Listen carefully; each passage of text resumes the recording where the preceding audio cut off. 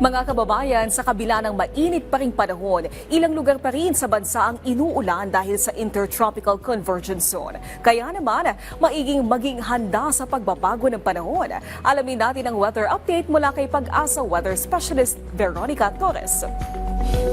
Magandang hapon po sa inyo at sa ating mga taga-subaybay sa PTV4.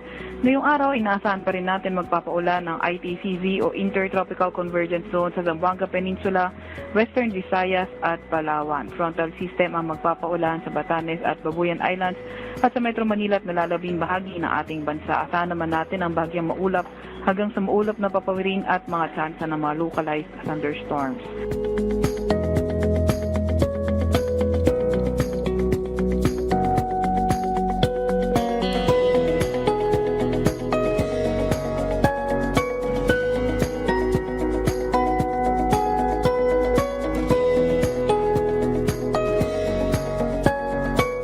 Wala pa rin tayo nakataas na gale warning sa kahit anong dagat baybay ng ating bansa at sa kasalukuyan ay walang namomonitor na bagyo o LPA sa loob or malapit sa PAR.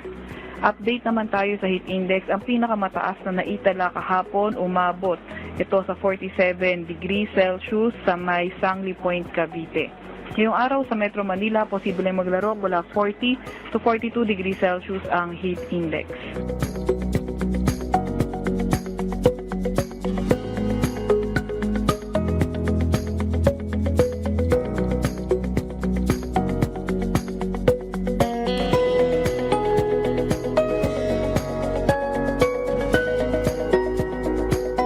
Ito naman ang update sa ating mga dam.